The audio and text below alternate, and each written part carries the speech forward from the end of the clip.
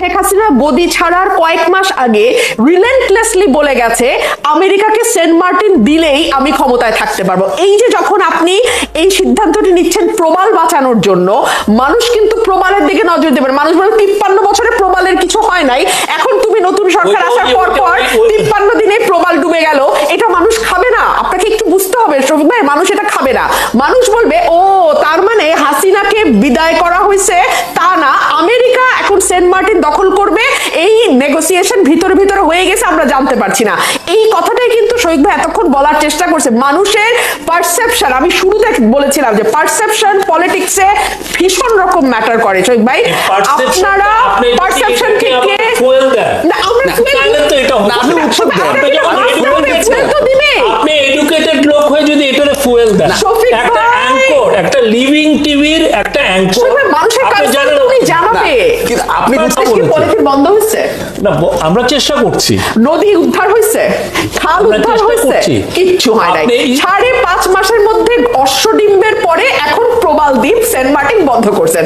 এখন মানুষ কি বলবে? দুয়ে দুয়ে চার মিলাবে। আপনি খুবই পপুলিস্ট কথা বলতেছেন। আপনারা কি নতুন রাজনৈতিক দল করতে যাচ্ছে বলে আপনার জানা আছে?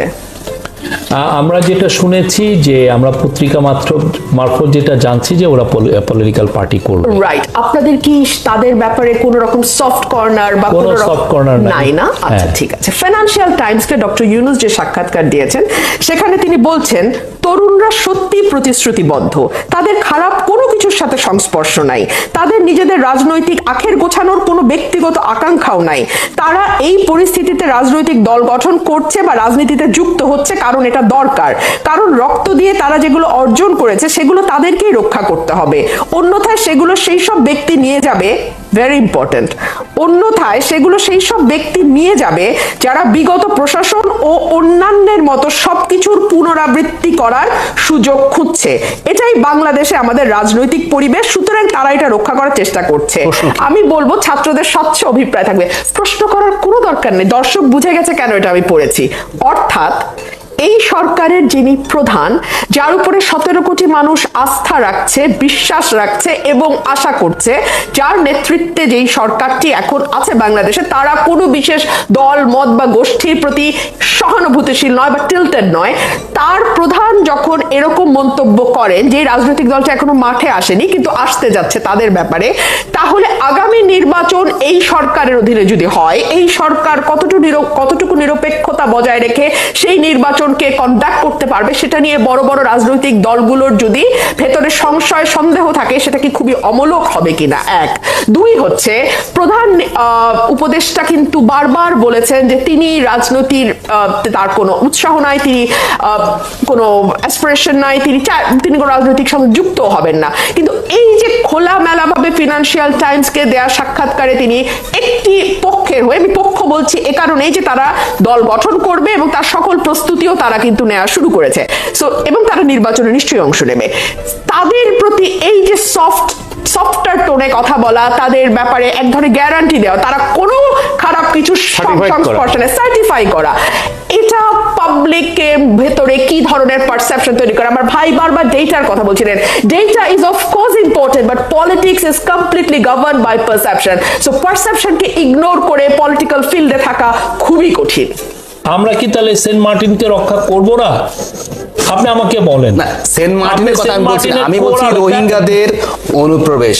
হ্যাঁ, 65,000 5 মাসে, আপনাদের সরকার দায়িত্ব নেওয়ার পরে 5 মাসে 65,000-এর বেশি রোহিঙ্গা বাংলাদেশে ঢুকেছে। এটা কি ব্যর্থতা? না, ঠেকাতে পারেন নাই তো। এটা কি সফলতা? এটা কি সফলতা? এটা হচ্ছে আপনি রোহিঙ্গাদের জায়গা দিবেন, এটা সফলতা? আপনি ইন্টারন্যাশনাল ল্যাঙ্গুয়েজটা জানেন? আপনাকে যখন আমাদের পাশে তো ভারত আছে, ভারত তো দেয় না। রেফিউজি নিয়ে যে কথাটা বলেন, আপনি ভারতের সাথে ওদের কোনো বর্ডার নাই। আপনি তাহলে রাখাইনের পুরো ইয়েটাই জানেন না। ভারতের সাথে বর্ডার নেই, কোনো বর্ডার নাই। তাহলে বাংলাদেশ একসময় ডাম্পিং স্টেশন ছিল, ইসের সময়, শেখ হাসিনার সময়, এবং এখনো ডাম্পিং বললেন না প্লিজ, এগুলো বলেন না। এটা ল্যাঙ্গুয়েজটা এটা খারাপ দেখে। আপনি একটা অ্যাঙ্কর, না, হ্যাঁ, এইভাবে বলবেন না। আপনি বলবেন যে ওরা আসছে, আমরা মানবিকভাবে আমরা এটাকে, যতজন আসতে চেয়েছে আমরা যেটা করেছি মানবিকভাবে এটা ডিল ওই মানবিকভাবে দিতে গিয়ে ওই শেখ হাসিনা সেই সময় কিন্তু নোবেল চেয়েছিলেন। অলরেডি আমাদের প্রধান উপদেষ্টা কিন্তু নোবেল জয়ী, তো এনার তো নোবেল নতুন করে পাওয়ার ইচ্ছা নাই বা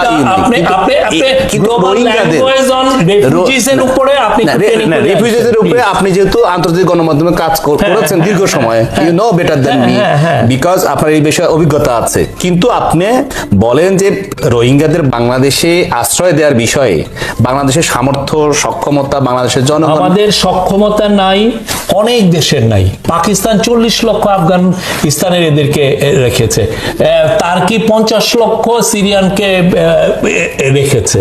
না, অন্য দেশের উদাহরণ দিয়ে তাদের বলেন না ভাই, ওটার উদাহরণ দিয়ে আপনি বাংলাদেশে যে লাখ লাখ সোমালিয়ানরা যে কেনিয়া নয়, কেনিয়া আমাদের পোর কান্ট্রি। না, ঠিক আছে, আপনি এভাবে বলবেন যে আমেরিকাও তো 1,20,00,000 মানুষ আশ্রয় দিয়েছে অবৈধ অভিবাসী হিসেবে।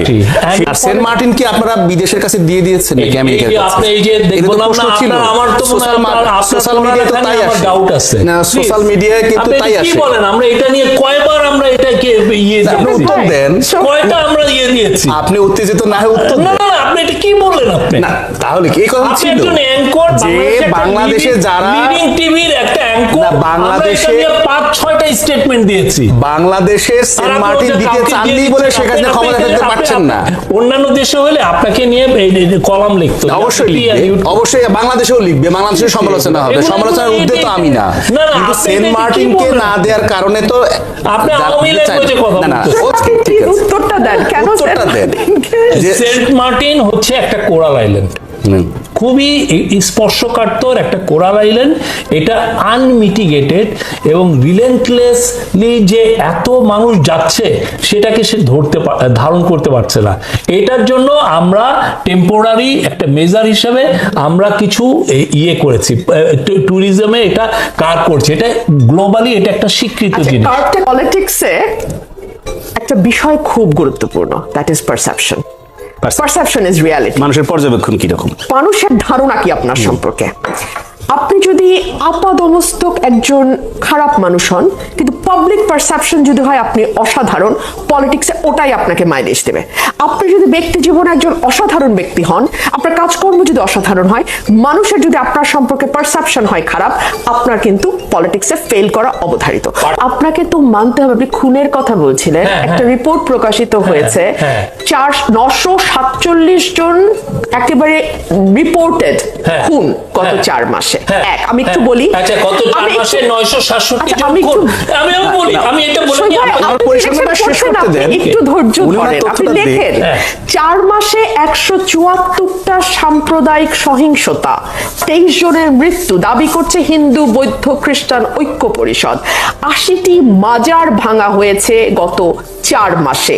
নারীদের ফুটবলের 2টো ঘটনা যদি আমি সরিয়েও রাখি, মেহজাবিনের উপরে যেই ঘটনা ঘটেছে, পরিমণির সাথে যেই ঘটনা ঘটেছে, অপু বিশ্বাসের সাথে যেই ঘটনা ঘটেছে, এই ঘটনাগুলো একটা পারসেপশন তৈরি করে যে এই সরকারটি মৌলবাদকে প্রমোট যদি নাও করে থাকে, মৌলবাদকে এক ধরনের আশ্রয় প্রশ্রয় দিচ্ছে।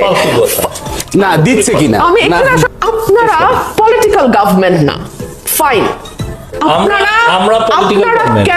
পলিটিক্যাল গভর্নমেন্ট, আচ্ছা কোন অর্থে পলিটিক্যাল গভর্নমেন্ট সেটাকে আমি সেই প্রশ্নে আমি আসবো।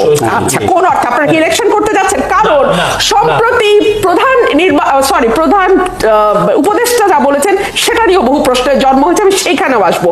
বাট তার আগে আপনি আমাকে বলেন, 12,000 কোটি টাকা তোলার জন্য আপনি গরিবের উপরে ভ্যাট বসাইলেন, ফাইন, সাথে সাথে আপনি আবার সেখান থেকে সরে এসছেন যদিও নানান সমালোচনার মুখে। আমি প্রশ্ন করি, আপনি 7,000 কোটি 7,500 কোটি টাকা মহার্ঘ ভাতা কেন আমলাদের জন্য ডিক্লেয়ার করেছিলেন? এবং সেই সময় আপনারা তখন বলেছেন, আপনার কথাও আমি শুনেছি মিডিয়াতে, আপনি বলছেন জীবনযাত্রার ব্যয় বেড়েছে। জীবনযাত্রার ব্যয় কি কেবলমাত্র আমলারা যারা বেতনের চেয়ে ঘুষের উপর অনেক বেশি নির্ভরশীল তাদের জীবনযাত্রার ব্যয় বেড়েছে, কিন্তু যেই রিকশাওয়ালাটি 20 টাকা দিয়ে একটা জুস কিনে এখন তাকে 25 টাকা দিতে হবে, তার জন্য কি জীবনযাত্রার ব্যয় বাড়ে নাই? কিংবা ধরুন যারা স্কুল শিক্ষক 17,000 টাকা বেতন পান, 19,000 টাকা বলা হয়েছিল এক শিক্ষক প্রতিবার জানি বলছেন আমি 17,000 টাকা বেতন পাই, সেই প্রাথমিক স্কুল শিক্ষক, তার জন্য কি একটা বিস্কিটের প্যাকেট 20 টাকা থেকে 25 টাকা, তার কি জীবনযাত্রার ব্যয় বাড়ে নাই? সরকারের কাছে প্রাথমিকভাবে দেশের আপামর জনসাধারণের কিছু চাওয়া ছিল।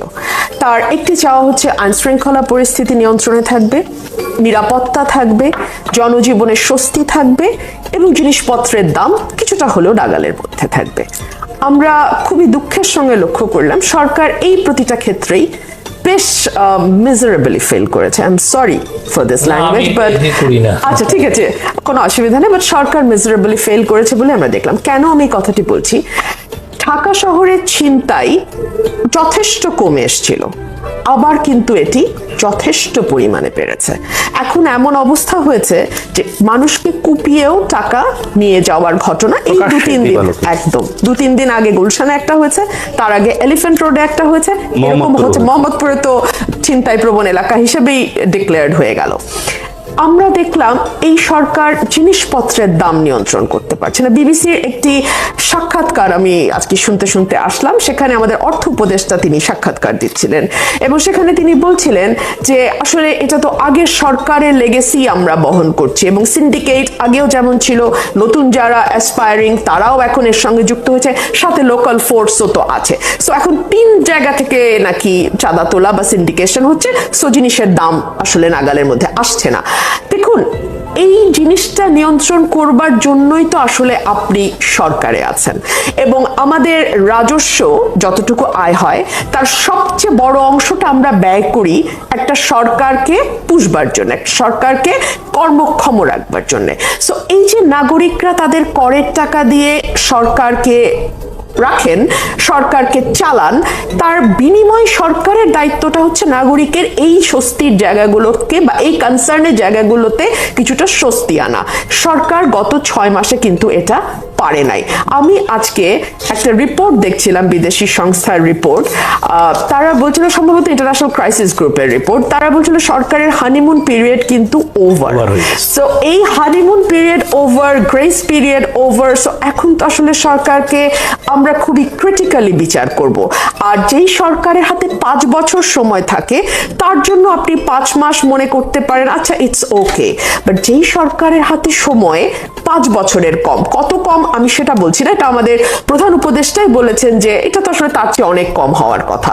সো আমি অনেক কম ধরে নিয়েই বলছি 5 মাস কি তাহলে যথেষ্ট সময় নয়?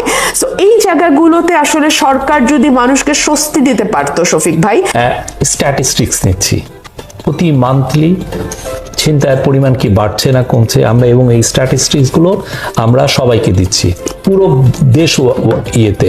বাস্তবতা তো আপনি বাস্তবতা তো স্ট্যাটিস্টিক্সই তো বাস্তবতা বলে। আপনি যদি বলেন যে আমার পাশের বাসায় একটা ছিনতাই হয়েছে, অতএব ওইটা দিয়ে আপনি বললেন, এক্সট্রাপোলেট করলেন যে আমাদের ছিনতাই বেড়ে গেছে, ঠিক না? আপনি যদি মোহাম্মদপুরে কত 3 দিনে 3টা ছিনতাই হয়েছে, তা দিয়ে আপনি বলছেন যে ছিনতাই। একটা গভর্নমেন্ট যখন কাজ করে সে অ্যাকুমুলেটেড ডেটা নিয়ে কাজ করে। শুনেন, ডেটাগুলো দিয়ে আপনি কথা বলবেন। আপনি যখন জার্নালিস্ট হন, আপনি কিসের উপরে বলেন যে বাংলাদেশের ল এন্ড অর্ডার সিচুয়েশন খারাপ হয়েছে? কিসের উপরে? তথ্যের উপর ভিত্তি করে। আপনি কোত্থেকে পান? আপনি কোত্থেকে পান তথ্য? তথ্য তো সরকারের দিক থেকে পাওয়া যায়, আমরা যেটা দেখছি, আমরা যেটা দেখছি কিছু কিছু ক্ষেত্রে ছিনতাই বেড়েছে, আমরা অস্বীকার করছি না, কিন্তু খুন আমরা বলবো যে গত 4 মাসে এই গত বছরের 4 মাসের তুলনায় কম ছিল।